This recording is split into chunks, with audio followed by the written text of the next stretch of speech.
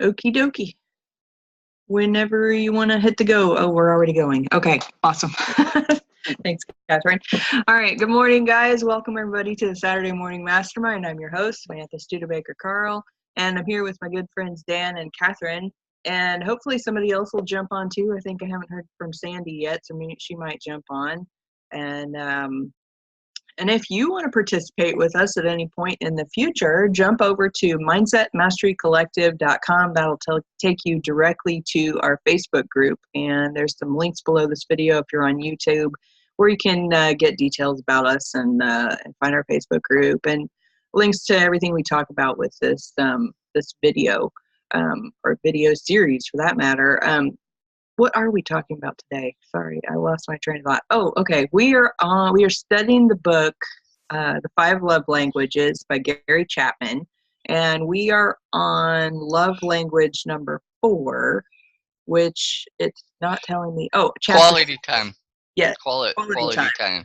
Yeah, which is chapter 6. It looks like. So, anybody who's watching, you'll be able to look that up and see where we're at. But before we get talking about that, I just want to give my friends an opportunity to introduce themselves. So guys, go ahead and jump on out. Morning, it's Catherine Clement in Boulder, Colorado. Dan Sissick here in Las Vegas, Nevada, and so just looking forward to what we have to dive into and go from there.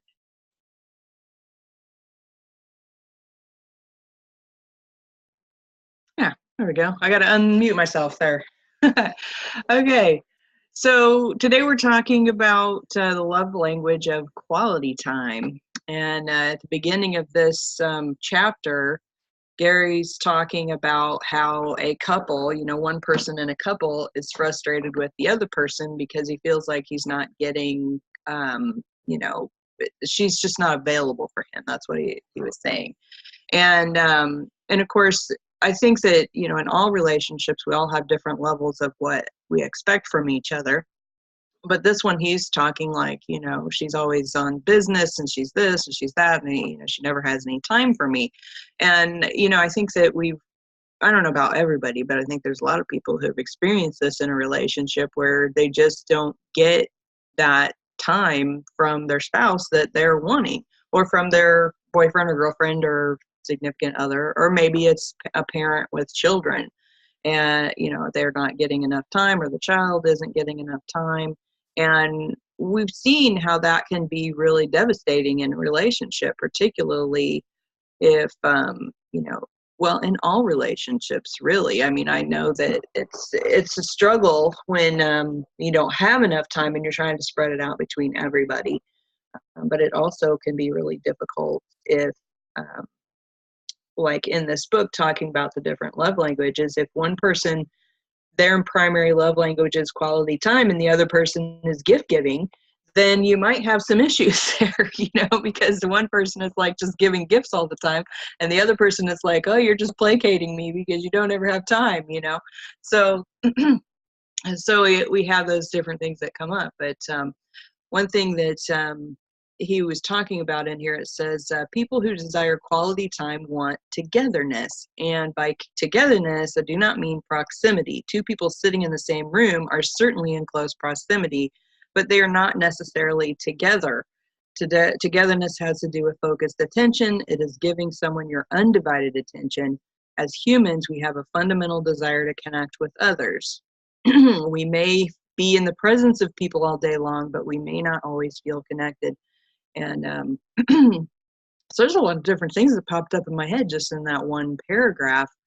But what do you guys think before we really kind of dig into this? What were your thoughts maybe at the beginning of reading? Well, for me, I think one thing is I do like togetherness with like spending time with my family when I get the time, and I even like it when my roommate and his daughter are here and stuff, like interacting with them. But I've also learned one thing, that sometimes for me, I think I've become so used to being, because of my family and because of things that have happened in the past, to just taking what I get and making that for lack of a better way of saying it, enough, even though I want more. Do you get what I'm saying? Like, okay, yeah, they're at least here in the same room and we're occupying space, but we're not really connecting. And that's one thing I've really been fighting with a lot lately is connectivity with people and wanting to really connect and really, have that, with certain people that I want to, do that with.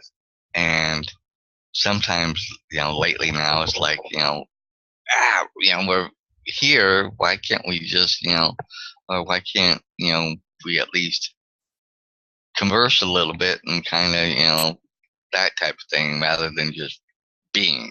So, but I think through all my life, I've learned to just kind of accept, okay, well, you know, because I don't like to push people either, but at the same point, it's like, can you not see, but it goes back again. They don't understand what I need and I don't understand where they're coming from. And part of going through this book is to learn and understand those things. So that's a little bit of what's popped out for me in my personal self, in my space.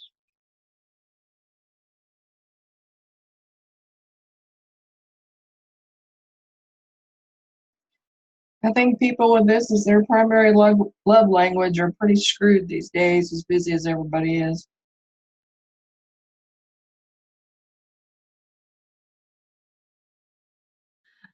Keep it short and sweet there, Catherine. I gotcha. What's interesting about that, and, in this day and age, my husband and I, we go out to eat, fairly regularly, and not like all the time, but it's kind of like one of our activities that we do together on like a Friday night is we go out and kind of decompress from the week and we eat some food and go off our diet just a little bit for that day. But we sit and we talk with each other and we talk about our days and we talk about future and we talk about business. We talk about like a little bit of everything. And but when you're sitting there and you're in a restaurant and you look around at all the other people who are there, there's so many that I would say not 100% of the people, but I'm going to say like 60 to 70% of the people are sitting at a table with someone and then they're on their phones. They're both on their phones doing tweetling or Facebooking or emailing, whatever it is that they're doing. So it's like they're there physically together, but not really giving each other that, that full attention. And so, yeah, I think that it is becoming more and more prevalent that you see that. And it's even more that way, between, with parents and children. The children will be doing this and the parents are doing this, it's like, where's your connection there, And when my kids were younger, of course, this whole cell phone thing wasn't as big of a thing as it is now. Back then it was just texting when my kids were teenagers. But we had the rule of, no phones at the dinner table. And we made a point to every night when we would have dinner, we would sit down at a table and eat dinner together. I mean, sure, we'd have the TV on in the background. We'd probably be watching something. But, we would sit and sometimes we'd have conversations and talk about our days. Sometimes we'd just hang out and eat food together and just be with each other. And I feel like we have a really, I don't know that everything is based on that, obviously. I mean, but I have good relationship with both of my kids because, we communicated with each other more than just at each other, I guess you could say. And, and that's kind of one of those things is that nowadays when we all go out to eat, our phones are there, obviously, but, we are in the habit of, having that conversation with each other versus being on our phones the whole time. And so I think that's a big thing, right, these days.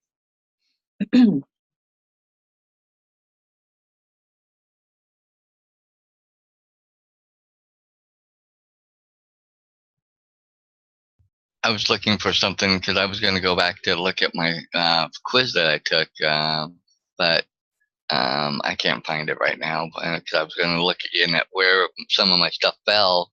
I vaguely remember it, but that's kind of goes back to how I was brought up. because I think we're relatively within the same age range, you know. But even when I was growing up, my mom, a lot of times, even though she worked, because by then she was divorced and stuff, but still when she came home, it was funny. She worked and she would come home, fix dinner, and, you know, of course we were busy in sports and stuff, and then we'd come home. But a lot of times she would, you know, have the rolled dinner. You know, we sat at the dinner table. Most of the time, every now and then we got to eat in the living room or whatever on a Friday or whatever, people. But sitting down and having that dinner time, and back in those days, we really didn't have cell phones. Yes, we would get the annoying caller at night, you know, calling at dinner time, trying to sell something periodically. But you talked about the day, you talked about you did, and that's something I think that is so sadly missing nowadays, to just take the time, that intentionality to, you know, focus on those around you that are within your realm, you know, like now for me, it would be me and my roommate, you know, stuff and things like that. And periodically, we might do something similar to that. You know, like the other night, I bought pizza. We both sat at the dining table and we ate. And we talked a little bit, but nothing major or big. But it was still some connection, you know, that focused, you know, time, you know. And I think that's, you know, people don't do those type of things. And then when they do it, they don't know how to, they don't know how to do it, for lack of a better way of saying it. Because, like I said, nowadays we are so, you know, and I'm guilty. I've done it. I've been in the living room, and, you know, my roommate and his, you know, daughter have been doing things, and I've been just, you know, but then he might ask me a question, and it's like, oh yeah, whatever, or answer. I'm trying now to get better at putting my phone down, actively looking and paying attention and focusing on that, because I'd like to have that done back to me, you know. And but it's just interesting how norms and things in life have altered over time and generations, and some of the things that, you know, studies and, you know, uh, whatever they call them, for looking at how people do things, are bearing some of these things out now, you know, that, you know, we're losing all that. You know, it's interesting you bring that up about different studies. I was listening to a TED talk, I don't know, a few months ago, and it was, I don't even remember what the main topic of the TED talk was, but that's irrelevant. But they just happened to mention the study that they had done there. They were following like a group of people over a 20-year period of time, from, you know, started back in the like 80s or whatever until you know, I don't know, sometime recently. And they were talking about like overall people's health. And one of the things that they were saying was that the people who were healthiest were people who had really good relationships, whether it was with their family, or if it was with their kids, or whether they were involved in the community or their church or something along that lines. It was those people that, in that, it was like, I don't know how many thousand, it was like thousands of people that they followed in this study. And overall, the statistics showed that the people who had the, you know, actually interact with other people were healthier in the long run, had less heart disease, had less high blood pressure, less diabetes, less everything, than people who are more reclusive. Is that the right word, reclusive?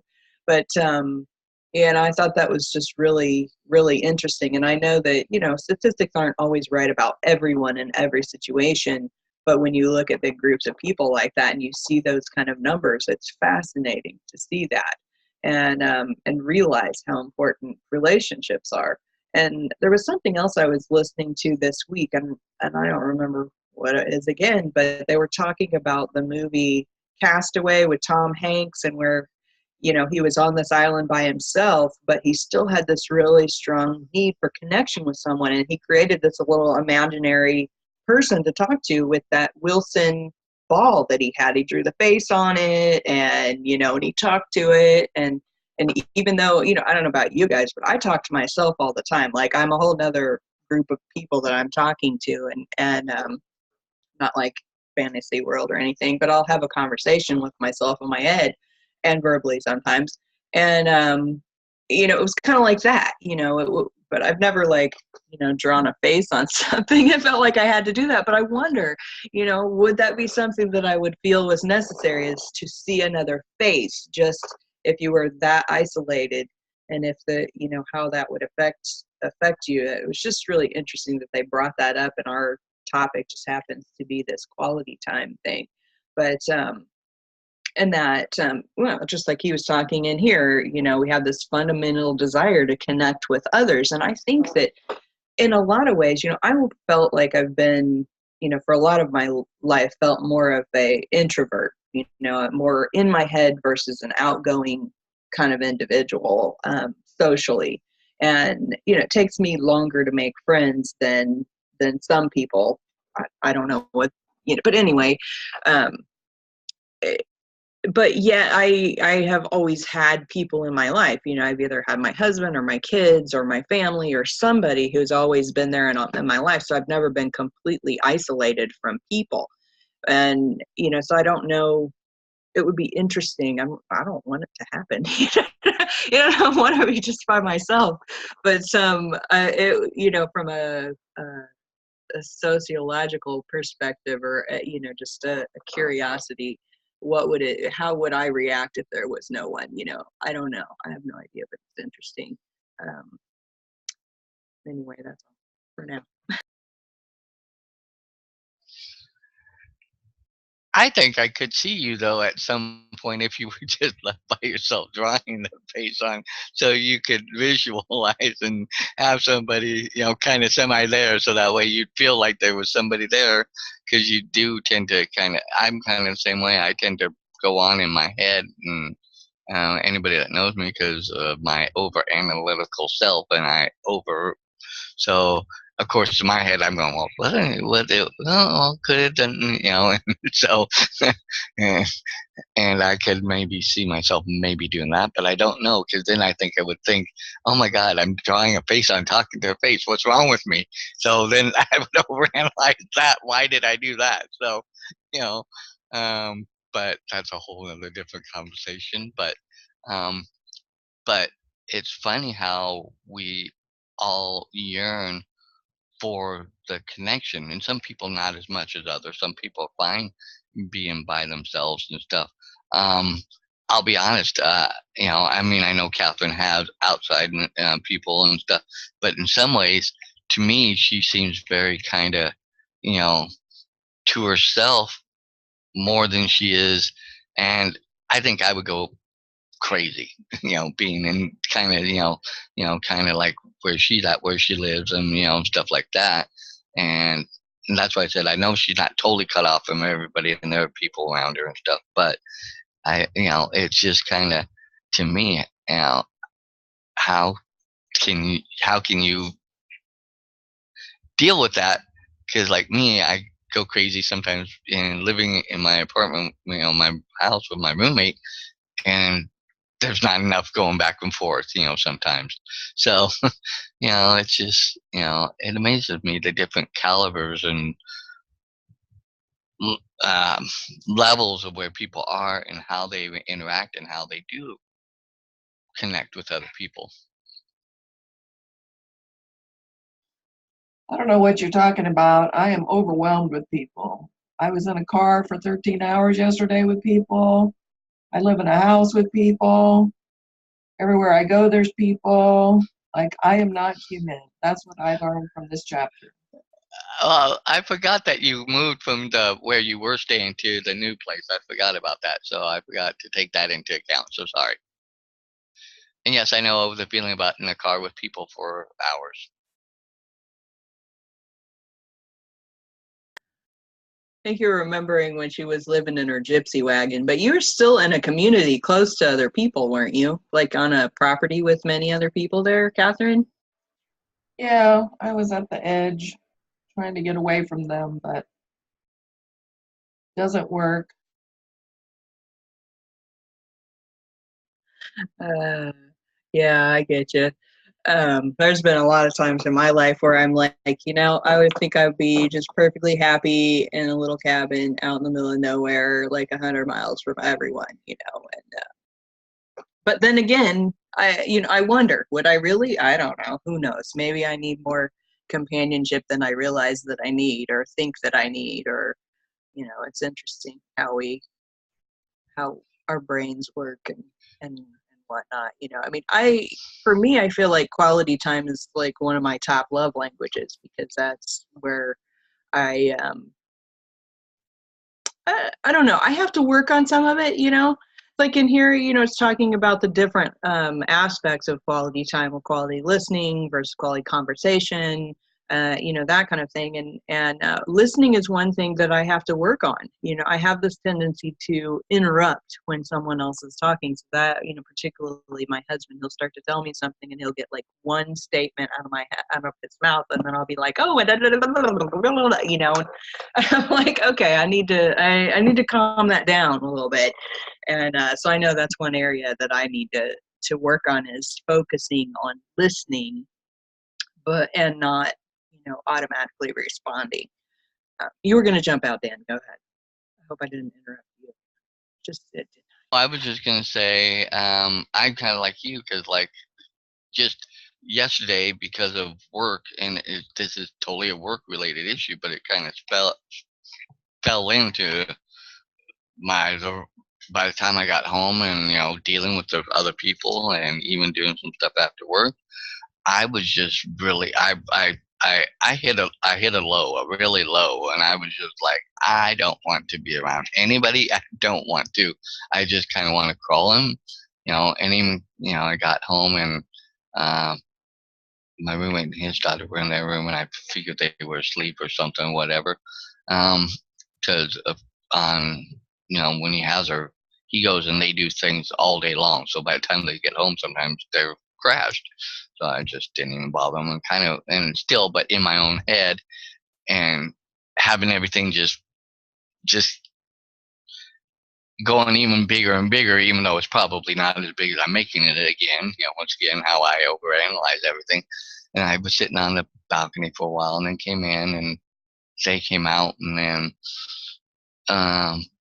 she and I played for a little bit. But even in that, during playing a little bit with her, I only played with her for about. I wasn't as into it as I normally am, and that's not me, because I love, interacting with her, and just, spending time with her.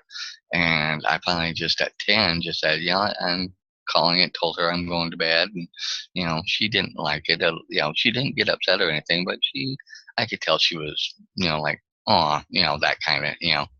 And I just came in, kind of crawled in my bed, turned off my light, had the TV on for a little bit, and then just kind of thought about it. I don't really want to even hear the TV. And rolled over and went to bed. And as I was waking up, I was really fighting with the idea: do I really want to get up? Do I want to get on the mastermind? I just rather just stay here and just bury my head and just, tell the whole world just to F off right now still. And I thought, no, because if I do that, it's just going to carry over all day long. It's going to be, and the way to help get over this is by me getting up, getting them, doing something, get myself focused on other things. Okay, yes, I will get on. I'll get on the mastermind. I'll get my mind, and who knows? And it's kind of helping me a little bit, because I'm like, oh, well, maybe I'm just not. It's just one of those things, and it really wasn't. It really isn't what I'm thinking it is, and just okay, let it be. It's done and over, and move on. And I'm slowly kind of getting to that point. But it's funny how interactions can really affect how you perceive and what's going on, and how you react, and where you take things into a level, or a different level, or a lower level, or a higher level, or it's interesting to see now that I'm been reading the book a little bit. Now I'm looking at things now, and it's like, oh, I wonder if this is part of and just kind of looking at it, and okay, just keep going. It's just change how you're looking at it, and then go forward. And I think that's part of the other thing is too, learning to look at it from the other side of you too.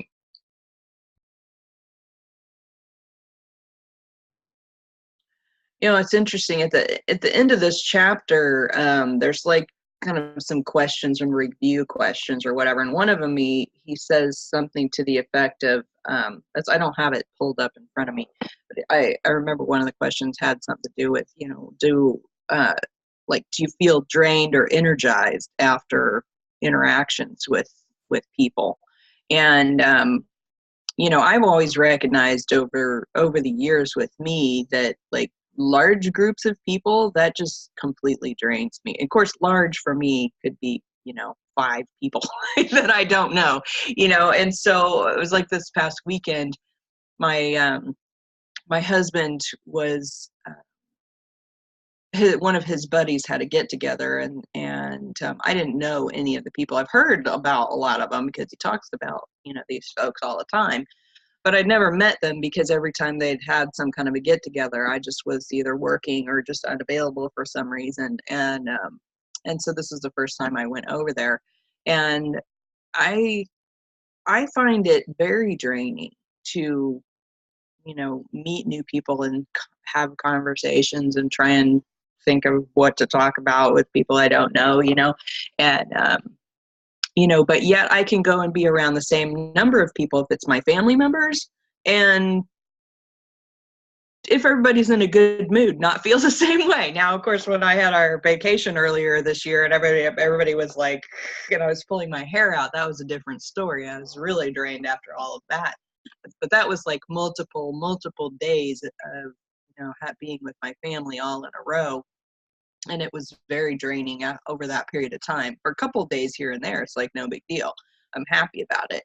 Um, but it's not as much energy output to hang out with my family, that even if I don't see them all the time, then it is for me to hang out with people I don't know.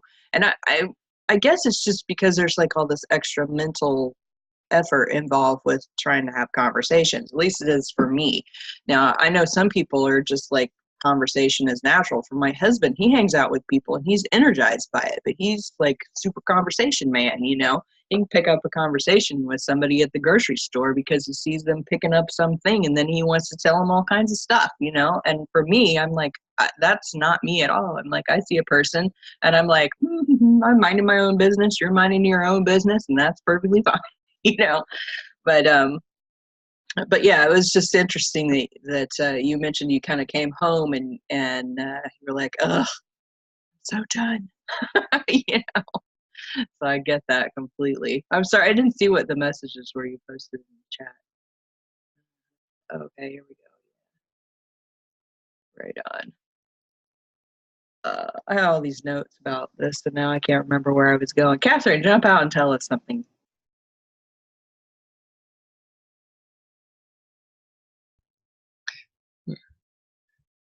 I think she's kind of just waning even more on us. but but I think you're right. I think some people are, depending on certain circumstances, you know, more energized around certain people when that are similar. I guess similar to them in the sense of how they you know converse and talk and do things. And when I get around somebody, like for me, that can get into tennis or something or things like that, it tends to change, or some, and you feel it. Once again, it's that energy vibration, that vibrational thing that we talked about in the past about being around people that, you know, if they're at a certain vibration level and you can resonate and be on that same level with them, and of course interacting, and then, and you're interacting and conversing and connecting on that same level, I think it does elevate you and bring you up and energizes you and stuff, as opposed to somebody, say like my mom, who I love dearly, but a lot of times when I get around her, she drains me. She just drains me. It's like by the time I come home, I'm like, oh, I need to recharge and reboot, and it's not so much that she's done anything wrong per se. It's who she is, it's just like talking to her and dealing with her, and it's like, oh, really? Can we get to a level that's, I hate to say it, more a level where I'm at, but she, but maybe it's me going to her, learning how to get to her level, but it's draining, and it's like, you know. But yet at the same point, I deal with it because I'm like in a family setting, and I'm over at my brother's, and the whole family's there and stuff and things like that. So then I'm like, okay, well, I'm at least here. I'm with the family. There's some connectivity, maybe not at the same level, because a lot of times I'll come home from there and feel like, okay, why'd I even go? Sometimes, and I have to, kind of look at it. So I get what you're saying on that part of it. And maybe that's why Catherine likes being on the fringe and edge, and because there are times where I just like to be on the fringe and edge, and it's like, okay, just go, I'll deal with you later.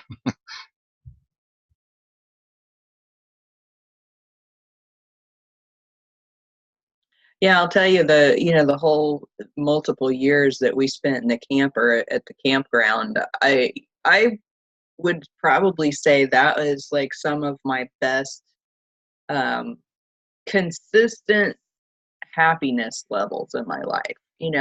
And what's interesting about that is I probably had like the least interaction with people, other than my family.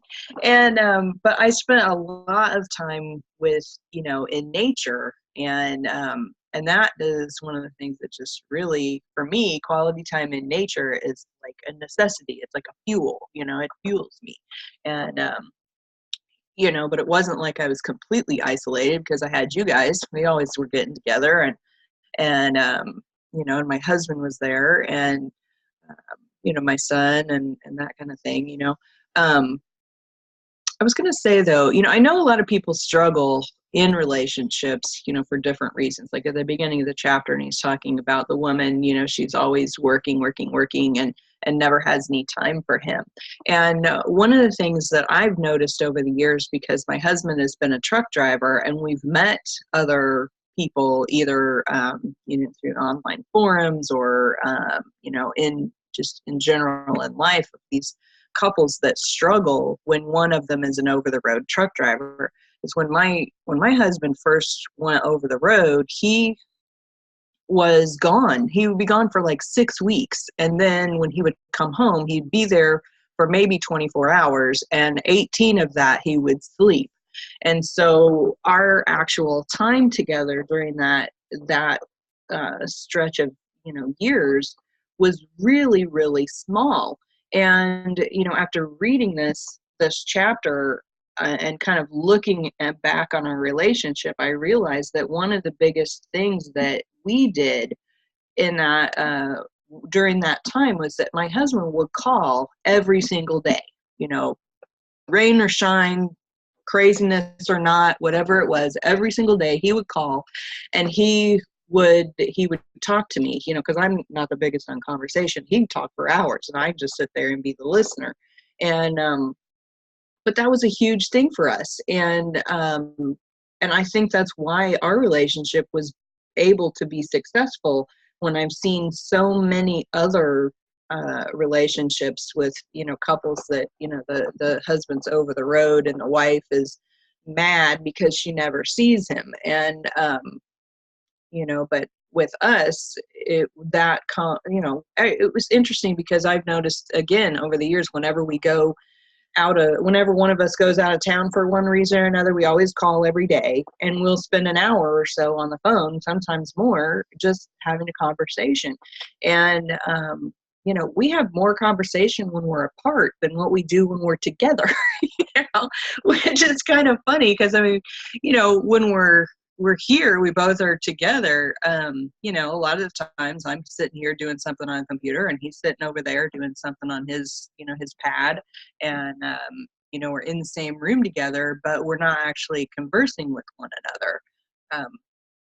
But I don't feel any loss because of that, because we're right here, and at any point in time, one of us has something we want to say, we just get the other person to pause what we're doing, and we pay attention. And but yeah, I mean, so that was just something that happened to work for us. And there was something else I wanted to mention.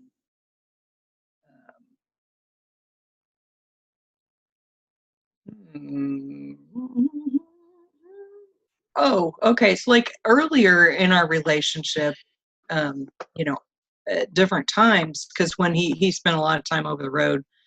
Later in our relationship, at first he was at this company, he was going like constantly. So the only time we had together was when he would call.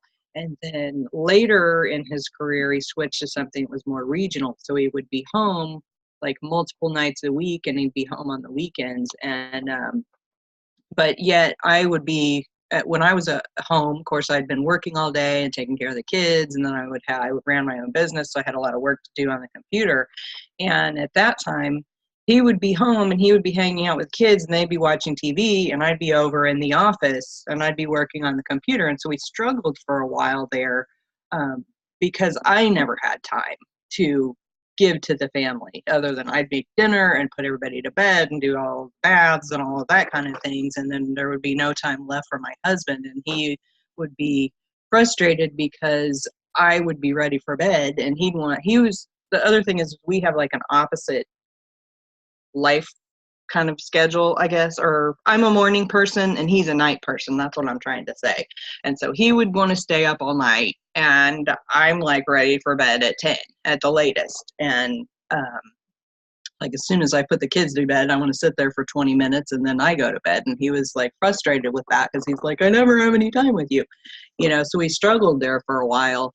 And but once we kind of both came to terms with, how we express love, because that was part of it too. He thought that I didn't love him because I wasn't hanging out with him as much. And, so we struggled off and on through the years on those different aspects. But now, we can both be sitting in the same room and I'm working on something and he's working on something, and we're both perfectly happy because we know there's not that insecurity that we used to have when we were younger. So I don't know, that has a lot to do with it too, is that level of security or worry about your partner and your relationship. I imagine that's a big thing too, is that wondering, is your person really with you or not with you, or they just hanging out for the time being until they find somebody better, I mean, who knows?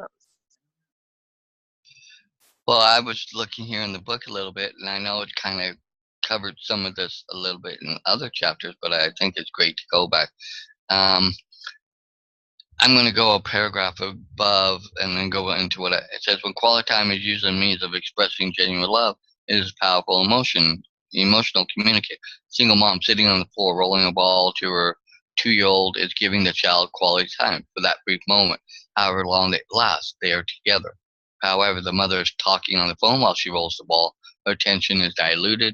The child no longer has her undivided attention.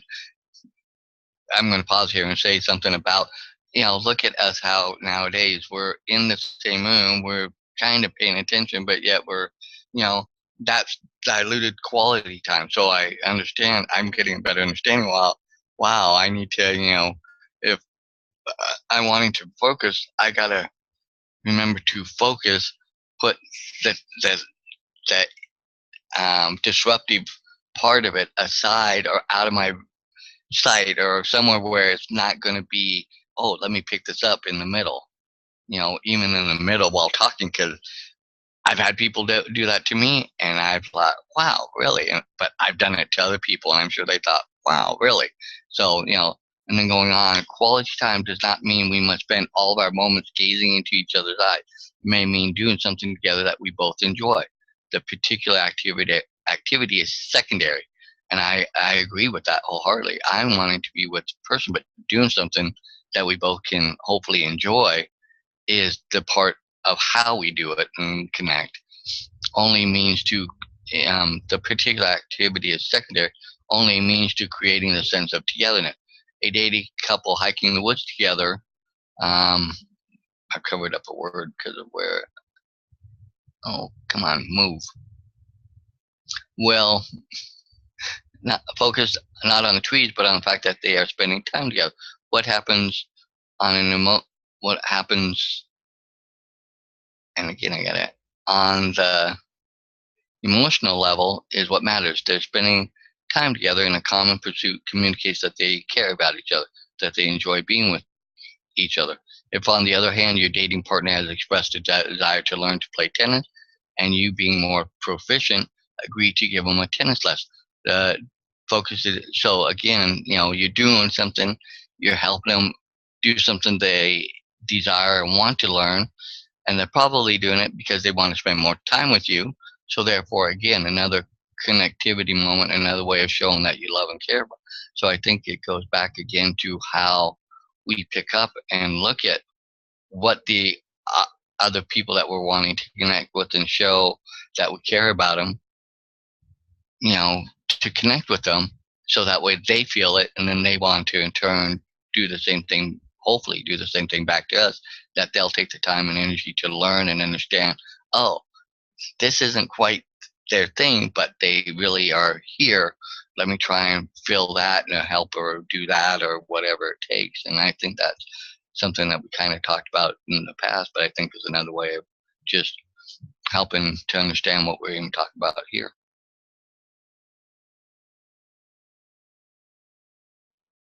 I think people are exceptionally needy, and maybe some of that is fueled by insecurity, like you said, Samantha.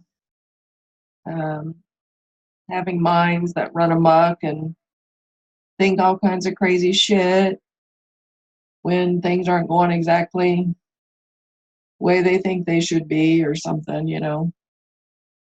Um, I hear a lot of conversations in my back seat that just astound me.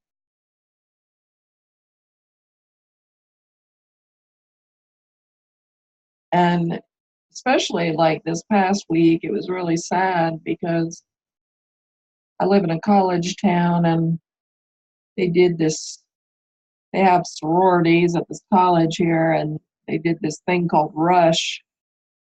And there was something like, I don't know, 1,700 girls that were basically competing against one another for 800 sorority spots. And so they had them running all over town, almost without clothes, from morning until late at night. They were being judged on the most superficial things. They were being pitted against each other.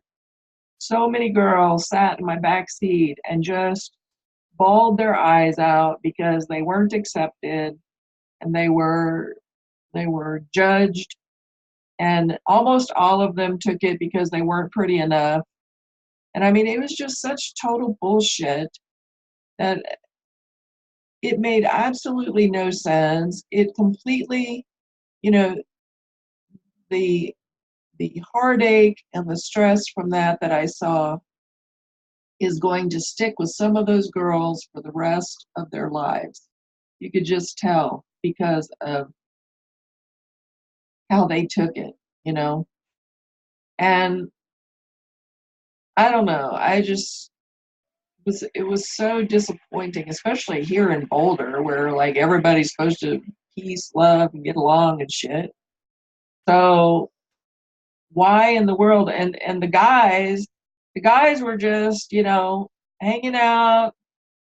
Actually, they would sit across from where all these girls were and take their shirts off and like beat their chest like apes because their testosterone was so over the top from all these girls running around without clothes on hardly. And they were just drunk sitting there watching the show. I mean, it was the most ridiculous thing. And unfortunately, because of the way I'm made up, I mean, I could give a shit less about any of that. But for some of those girls, and some of them didn't even want to do it, like their parents made them do it.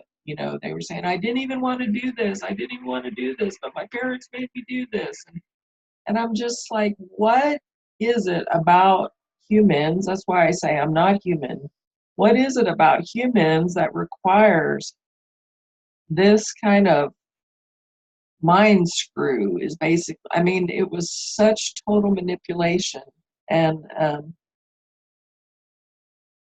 So, like I said, some of those girls are going to be, they're going to have issues for the rest of their life because of this one stupid sorority week, you know. And I don't, uh, I don't get it.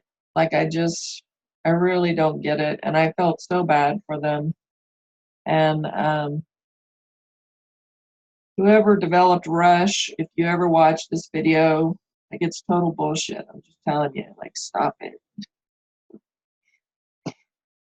Don't do it. And don't make your kids do it. If you're a parent out there watching this, don't, like sororities. I don't know. And maybe in some places, like one girl was saying, the state that she comes from, if you're not in a sorority, you just don't have any friends. Like you don't have any friends the whole time you're in college. Now that right there is a lie.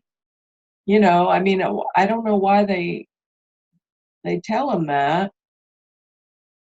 And I don't know why. I mean, I don't know. I've just some, and it has to do with this quality time and all these love languages. Like to some people, it's very important to them to have a lot of friends. And for other people like me, I mean, if you have one good friend in your life, that's good. You know, I mean, you have like one or two or three in a lifetime if they're really friends, because most of the other stuff is just superficial. It's not, to me, it's not really friendship. It's like if you counted all your Facebook friends, you know, are those really friends? There's a funny meme, at least I think it's funny because I have a twisted sense of humor, but the funny meme about it shows this funeral. There's like three people there and they're like, well, gosh, they had like 20,000 Facebook friends. I thought there'd be more people here or something like that. I mean, it's, most friendships are not real friendships. So to me, having just a couple that are truly friendships is better than having a whole bunch that are based on lies and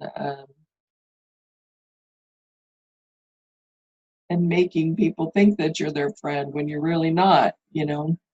But quality time, like I said at the beginning, and yeah, it was short and sweet, but you know, in this day and age, I see that all the time too, Samantha, people on their phones. And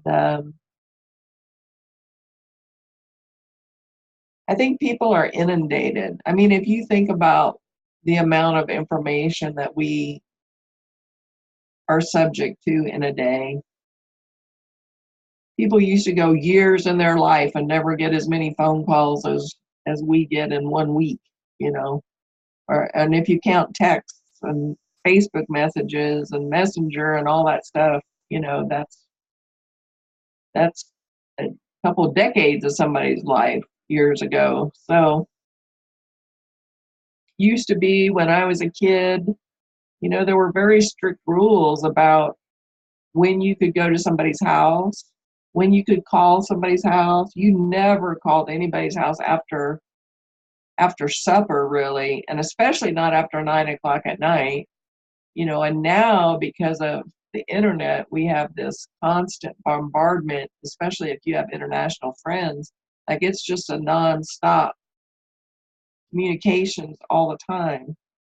So, but that's not really, you know, quality time. And I guess the good news is that quality time doesn't necessarily mean quantity time, it means quality time. So you could have a few minutes of gazing into somebody's eyes, and that could fill somebody up for a lifetime, maybe. I don't know, because my love language is not quality time. But, you know, it doesn't necessarily mean hours and hours and hours for everybody. For some people, it would. But I go back to my previous statement. I think people are very needy, and I don't quite understand it, and it baffles me sometimes. And I can tell, you know, when my lack of understanding is affecting a relationship, for sure. And this book is definitely helping me to understand some of those, but it doesn't Like, I don't know how we just can't make everybody happy all the time. We just, like, no matter how hard you try, somebody is going to have some insecurity or something that demands more than what you can give sometimes, I think.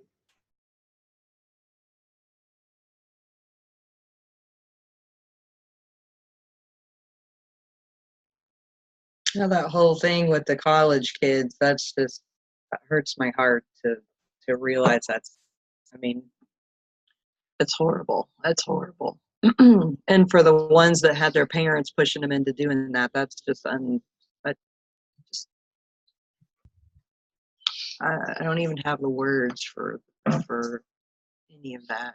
It just makes no sense to me how these kids are raised to think that that is what their life is supposed to be like when they get to college. Or God, just another tick in my anti-college thought process of, what is the benefit for it? I mean, I'm sure there's something for somebody, but I don't know what it is when it's so much bull crap. Well, I can jump out on that idea because of the fact that I was in a fraternity.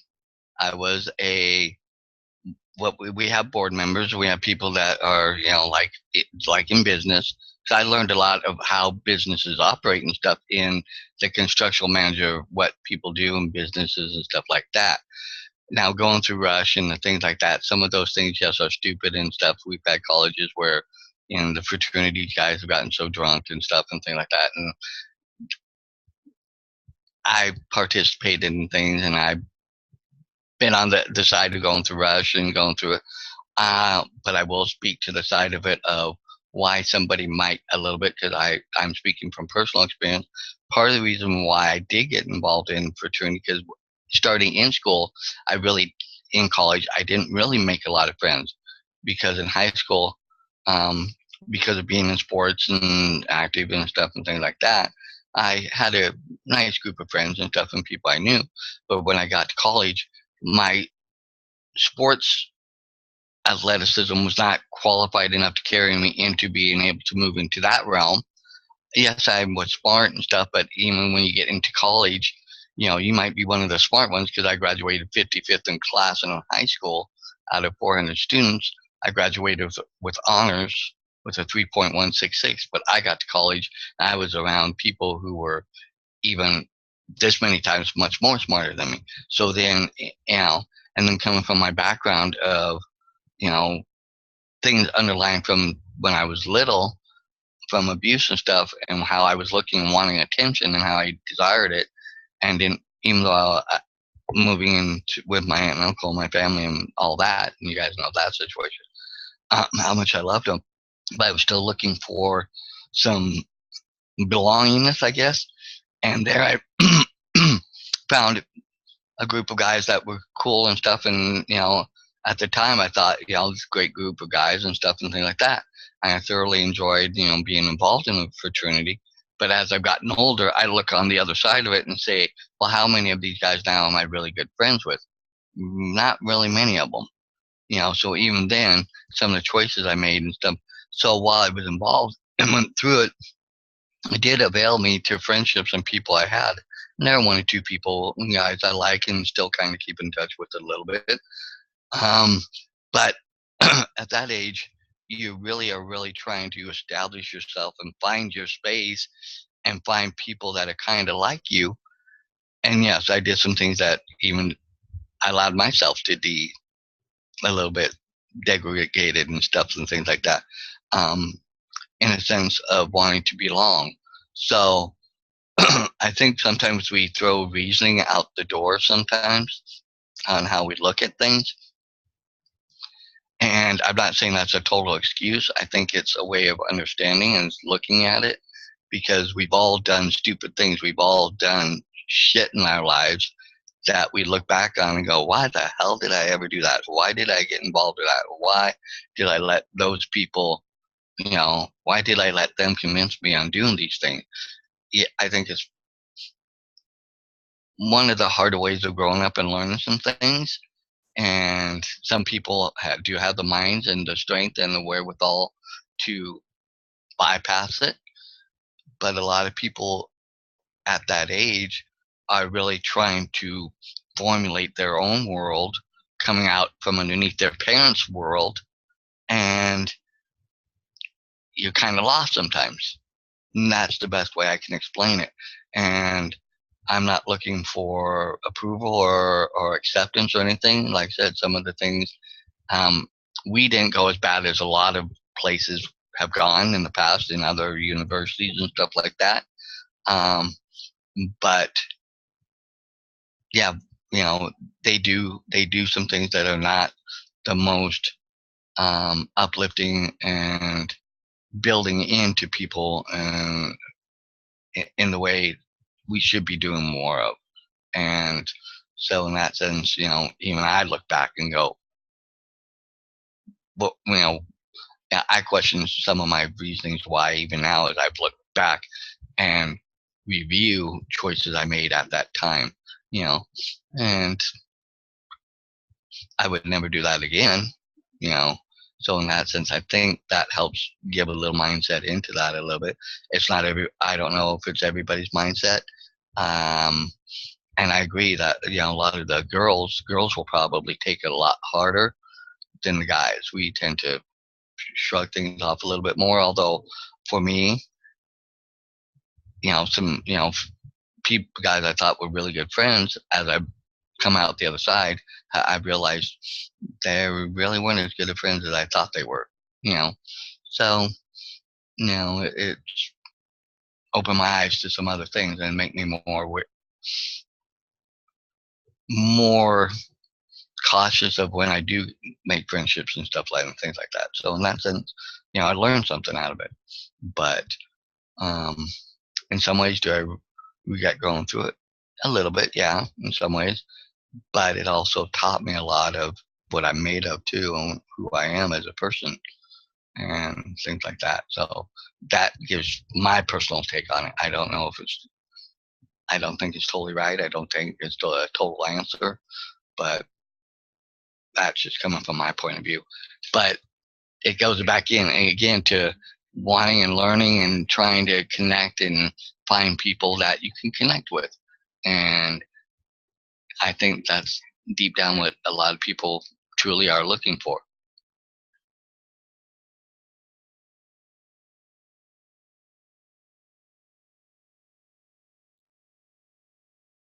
Yeah, it just makes me realize where we are failing as a culture.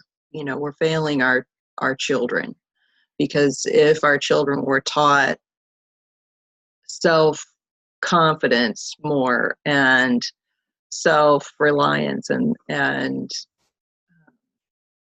just the taught self worth from a young age, they would realize when they get into the college age that stuff is just a bunch of mumbo jumbo and is not necessary to make friends. It's not necessary for all of that. If we're just taught some basic skills of how to how to interact with people, because and this is where all the bullying comes from in schools too, is that people think that they if they don't act or be or do a certain way, they're not going to fit in, and that's just not true. So I feel like that's where we really need to work, and is on that, helping our young people to feel um, important of themselves, to have their own confidence and their own self-worth, so that they aren't dependent on or feeling like they need that confirmation from someone else to make them feel like a whole person, so that they can actually search out for and find people who could be true friends, who aren't just going to have these ridiculous expectations from them and expect them to be or act or do a certain way in order to be friends with them. I mean, it's just painful thinking about some of the stuff that kids put themselves through in order to try and fit in. It's just painful. I think you hit a good thing, kind of on the head there, that, if families, and granted, the family situation in this country is nowhere near what it once was, because of outside influences pushing in and trying to me, in my mind, change what the family, is. But if more families worked, like you said, on putting into their family, even their overall family, husbands and wives, put more, you know, going back to like what this quality time was, it may not necessarily mean the quantity of the time, but the quality that you spend.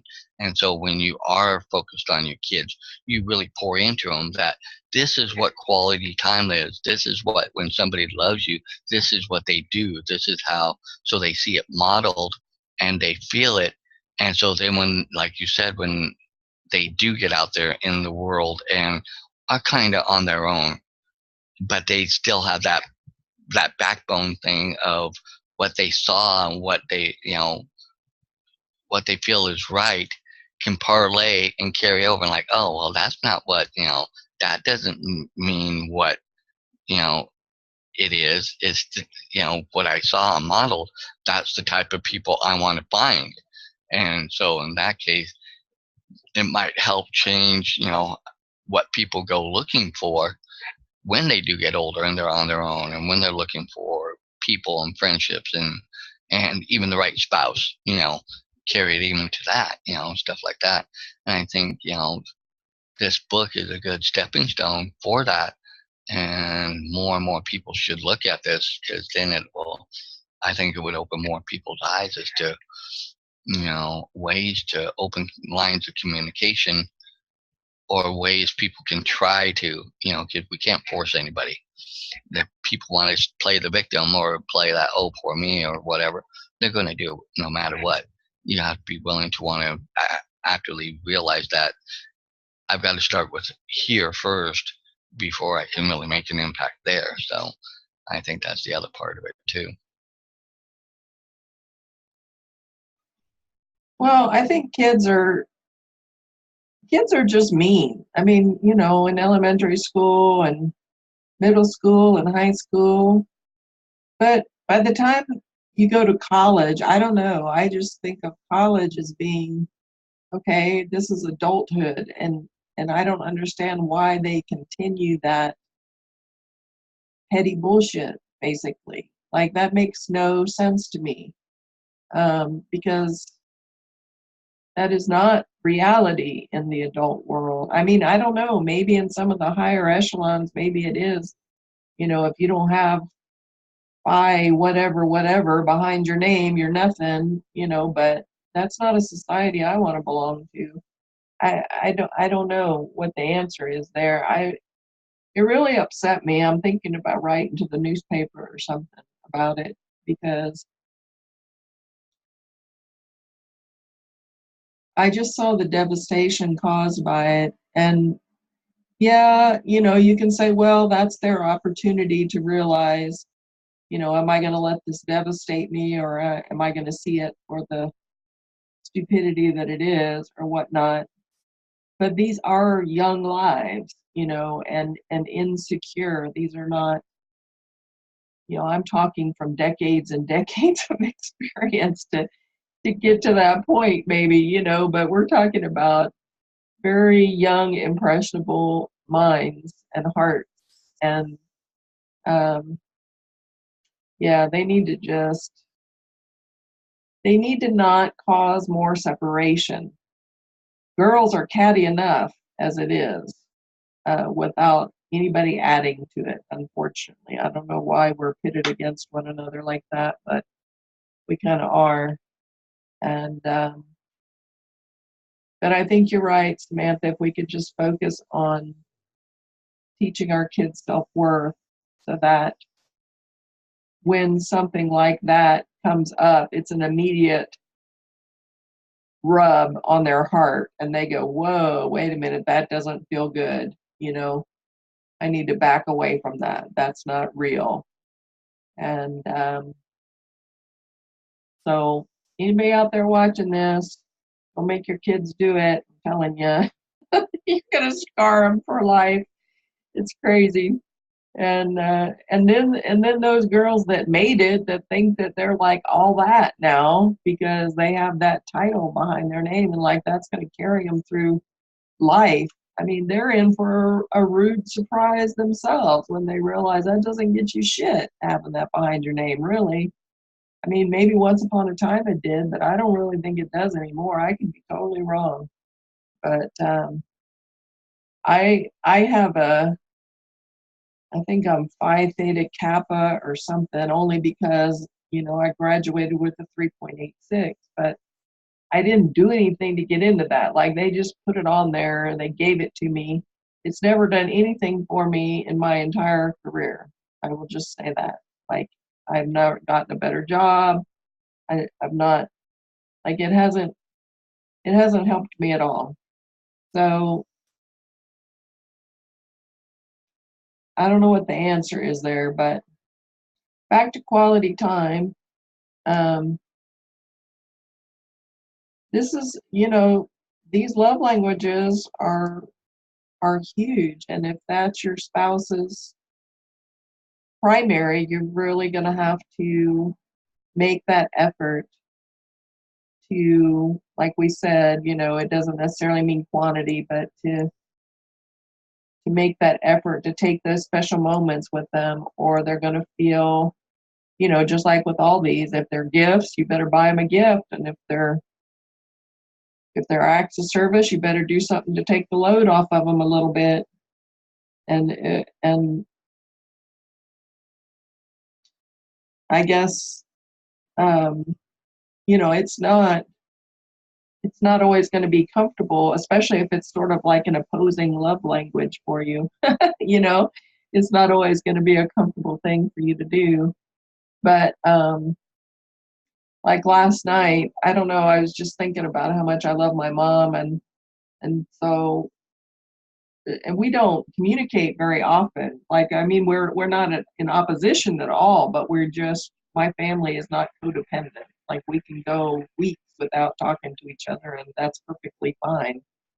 But I was just thinking how much I loved her, and I texted her and I said, "I love you, Mama." And I was just thinking that, and I wanted you to know.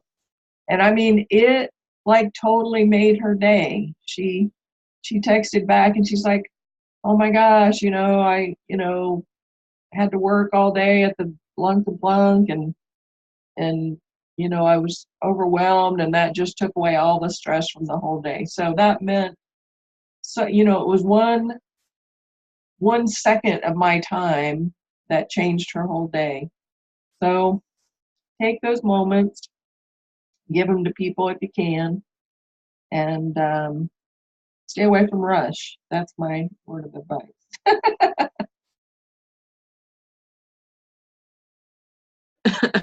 Feel like end your video and don't do drugs. Stay away from rush. That's funny. But yeah, I agree. Dan, do you have any final words before we wrap up for today? We're a little bit over. No, not really. All right, guys. Well, this has been an amazing chat, and for those of you who have watched to the end, I'm so happy that you're here. We'd love to have you join us in our next conversation. We'll be talking about love language number 5, which is physical touch, and that's chapter 7 of the 5 love languages.